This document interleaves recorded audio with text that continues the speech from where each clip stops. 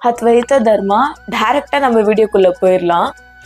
ஆக்சுவலா லாஸ்ட் வீடியோல அயோத்தி காண்டம் பத்தி டீட்டெயிலா பார்த்துருப்போம், அதாவது கொஞ்சம் டீட்டெயிலா பார்த்துருப்போம். இந்த வீடியோல ஆரண்ய காண்டம் பத்தி பார்ப்போம்.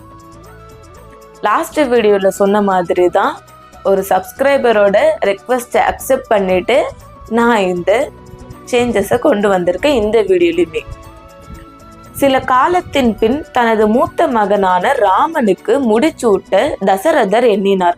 அரச குடும்பத்தினரும் மக்களும் இது குறித்து மிகவும் மகிழ்ந்தனர். ஆனால் கைகேயின் பணிப்பெண்களில் ஒருத்தியான கூனி என்பவள் ராமன் மீது வெறுப்புற்றிருந்தாள். இதுல இருந்து என்ன தெரியுது? ஒருத்தவங்களை பிடிக்கல அப்படின்னா அவங்க எது செஞ்சாலுமே அது தப்பாதான் போய் முடியும் மீன்ஸ் அவங்க கண்ணுக்கு அது தப்பாதான் தெரியும். நம்ம நின்னா குத்தம், உட்கார்ந்தா குத்தம், அந்த மாதிரி ஒருத்தவங்களுக்கு ஆகுது. ஆக்சுவலா இந்த ஸ்ரீராமரோட கதை, கிருஷ்ணரோட கதை, இதெல்லாம் நம்ம பல இதிகாசமாகட்டும், பல ஹிஸ்டரி ஆகட்டும், நம்ம லைஃப்ல நடக்கிற ஒரு லெசன்ஸை தான் எடுத்து காட்டுது. ஏன்னா இதெல்லாமே நம்ம லைஃப்ல நம்ம எல்லாருமே ஃபேஸ் பண்ணக்கூடிய ஒரு விஷயம்தான். கண்டிப்பா இப்போ நீங்களும் கூட இந்த மாதிரி விஷயம்லாம் ஃபேஸ் பண்ணிட்டு இருப்பீங்க. ஏன்னா ஒருத்தவங்க நல்லா தான் இருப்பாங்க, ஆனா அவங்க கிட்ட தேவையில்லாத ஒரு டாபிக் பேசி, தேவையில்லாம ஒருத்தவங்களை ட்ரிகர் பண்ணி, ஒருத்தவங்க மேல வெறுப்பு உண்டாக்கி, எதுக்கு வேண்டாமே இதெல்லாம். ஓகே, நம்ம இப்போ ஸ்டோரி உள்ள போலாம்.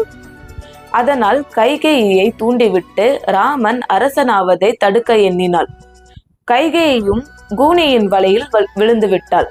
முன்னுறும்போது தசரதனின் உயிரை கைகேயி காத்தமைக்காக 2 வரங்கள் தருவதாக தசரதன் வாக்களித்திருந்தான். அவ்விரு வரங்களையும் கேட்டு வாங்கும்படி கூனி கைகேயிக்கு ஆலோசனை கூறினாள். தனது மகனான பரதன் அரசனாக வேண்டும், ராமன் 14 ஆண்டுகள் காட்டில் வாழ வேண்டும் என்னும் 2 வரங்களை கைகேயி தசரதரிடம் கேட்டாள்.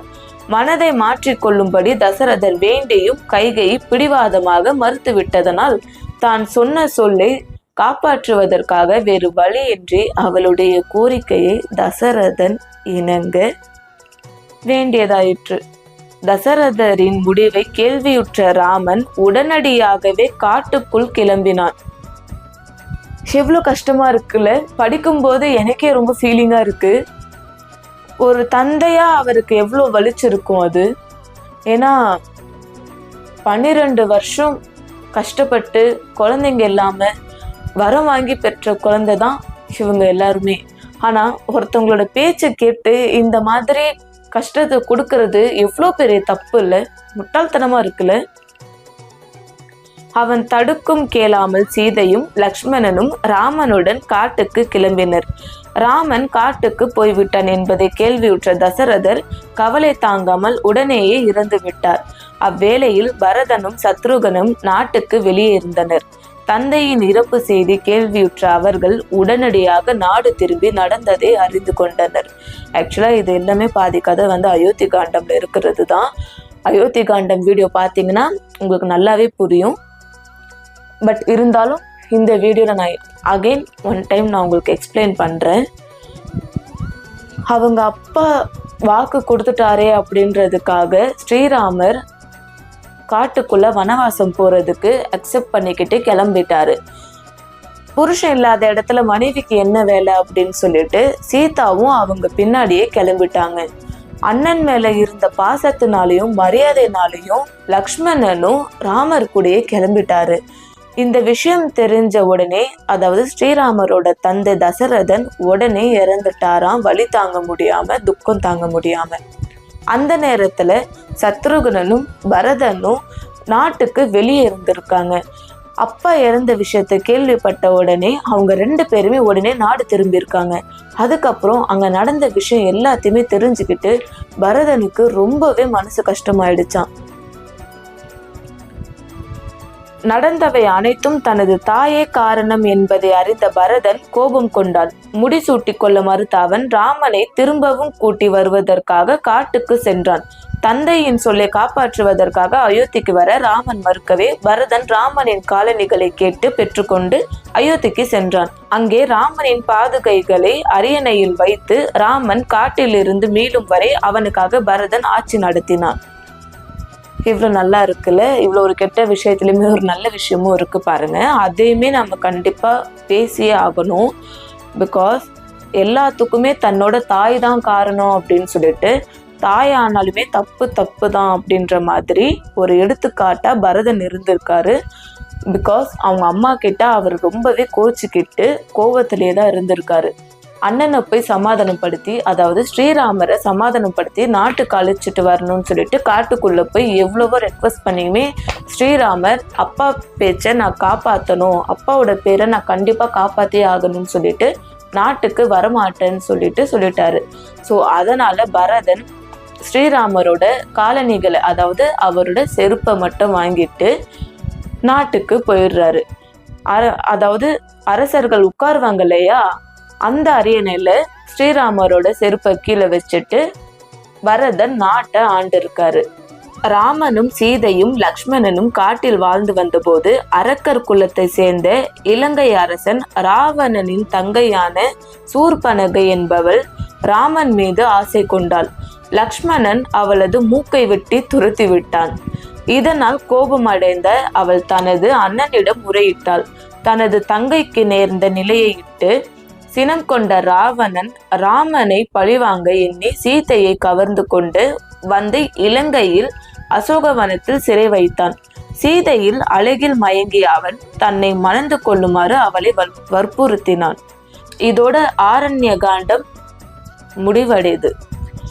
இதுல இருந்து ஒரு விஷயம் தெரிஞ்சுக்கணும், ஒருத்தனுக்கு ஒருத்தி அப்படின்ற மாதிரி தான் வாழணும், ஒருத்திக்கு ஒருத்தன் அப்படிதான் இருக்கணும், அதுதான் கரெக்டு. இப்போ இது எல்லாமே ஒரு பேராசைனால ஆரம்பிச்ச ஸ்டோரின்னு தான் சொல்லணும். பிகாஸ் ராவணனோட தங்கச்சிக்கு ஆல்ரெடி தெரியும் இல்லையா ஸ்ரீராமருக்கு கல்யாணம் ஆயிருக்குன்னு. அப்படி தெரிஞ்சிருந்தும் எதுக்காக ஸ்ரீராமர் மேல ஆசைப்படணும்? அதனால தானே இவ்வளவோ நடந்திருக்கு. அப்போ ஒரு பெண்ணோட ஆசைனால எவ்வளோ தப்பான காரியம், ஒரு குடும்பமே அழிஞ்சு பல இறப்புகள், பல இழப்புகள், இந்த மாதிரிலாம் நிறைய நடந்திருக்கு. அப்போ ஒரு பெண்களோட ஆசை எந்த அளவுக்கு ஒரு குடும்பத்தையோ இல்லை ஒரு நாட்டையோ கொண்டு போய் சேர்க்குதுன்னு பார்த்தீங்களா? இதுல இருந்து நம்ம தெரிஞ்சுக்க வேண்டியது, நமக்கு என்ன தகுதியானதோ அது நமக்கு வந்து சேரும். அதுக்கான நேரம் காலம் நம்ம சூஸ் பண்ணக்கூடாது. ஆல்ரெடி இந்த யூனிவர்சல் டிசைட் பண்ணியிருக்கும். உங்களுக்கு ஒரு விஷயம் வேணும்னா அது தர்மத்தோட வழியில, நியாயமான வழியில ஸ்டடியா நில்லுங்க. அதுதான் வேணும் அப்படின்னு சொல்லிட்டு பிடிவாதமா இருந்து அதுக்கான ஸ்டெப்ஸ் எடுங்க. ஆனா அது கண்டிப்பா தப்பான வழியில இருக்கக்கூடாது.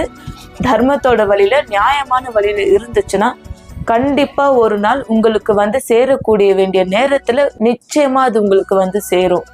ஆனா அதுக்கு நாம டைம் சூஸ் பண்ணக்கூடாது. அதுக்கு எல்லாத்துக்குமே காலமே பதில் சொல்லும். அப்போ ராவணனுக்கும் இந்த ஸ்டோரிக்கும் என்ன சம்பந்தம் இருக்குன்னு சொல்லிட்டு இதுல இருந்தே நம்ம டீட்டெயிலாக தெரிஞ்சிருக்கலாம். இந்நேரத்துக்கு தெரிஞ்சிருக்கும், இருந்தாலும் நான் எக்ஸ்பிளைன் பண்றேன். தன் தங்கச்சியோட மூக்கு லக்ஷ்மணன் ரொம்பவே பாசமா இருந்தார் இல்லையா லக்ஷ்மணன். அண்ணனுக்கு கல்யாணம் ஆகியுமே அண்ணன் மேல இவ்வளோ ஆசை வச்சிருக்கிற ராவணனோட தங்கச்சியோட மூக்கை வெட்டி தான் லக்ஷ்மணன் அவங்க தங்கச்சியை விரட்டி அடிச்சிருக்காரு. அதனால அந்த விஷயம் எல்லாம் தெரிஞ்சுக்கிட்ட ராவணன் அவங்களோட மனைவியான, அதாவது ஸ்ரீராமரோட மனைவியான சீதாவை கடத்தி கொண்டு இலங்கைக்கு போயிடுறாராம். அதாவது இலங்கையில இருக்கிற அசோகவனத்துல கூப்பிட்டு போயிடுறாரு. கூட்டிட்டு போனதுக்கு அப்புறம் சீதாவோட அழகுல மயங்கி ராவணன் சீதாவை தன்னை கல்யாணம் பண்ணிக்குமாறு கேட்டு டார்ச்சர் பண்ணியிருக்காரு. இதுல இன்னொரு விஷயமும் இருக்கு. ஒரு பெண்ணோட ஆசை மட்டும் இல்ல, ஒரு ஆணோட ஆசையுமே தப்பான வழியில போகக்கூடாது.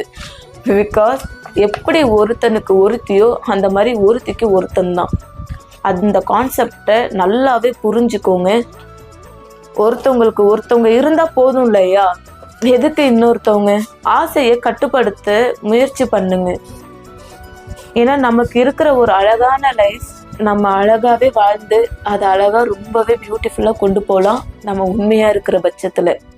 ஜஸ்ட் நீங்க ஒரு ட்ரை பண்ணி பாருங்க. இப்போ ராவணன் சீதா மேல ஆசைப்படாம இருந்திருந்தா இவ்வளவும் நடந்திருக்குமா? கண்டிப்பா நடந்திருக்க வாய்ப்பே இல்லை. எல்லாத்துக்குமே காரணம் இந்த அயோத்தி காண்டமாகட்டும், ஆரண்ய காண்டமாகட்டும், இது ரெண்டுமே படிச்சு பார்த்த வரைக்கும், இப்போ உங்களுக்கு படிச்சு காட்டின வரைக்கும் நம்ம எல்லாருக்குமே புரிஞ்ச ஒரே விஷயம், பேராசை. அளவுக்கு மீறின பேராசை, பொறாமை குணம், இதெல்லாம் இருந்ததுனால தான் இவ்வளோ பெரிய ஒரு போர் எல்லாமே நடந்திருக்கு. எவ்வளோ கஷ்டமா இருக்குல்ல படிக்கும்போதே கேட்கும்போதே. அப்போ இன்னும் ஸ்ரீராமரோட ஸ்டோரியெல்லாம் நம்ம இன்னும் நிறைய படிக்க ஆரம்பிச்சோன்னா நம்ம அழுதுருவோம் போலயே. மனக்கவலையோடவே நம்ம ஸ்ரீராமருக்கு நடந்த இந்த கதையெல்லாம் படிச்சு பார்த்துட்டு ரொம்பவே கஷ்டமா இருக்கு. பட் இருந்தாலும் அடுத்த வீடியோல அடுத்த காண்டம் பத்தி டீட்டெயிலா பேசலாம். அத்வைத தர்மம்.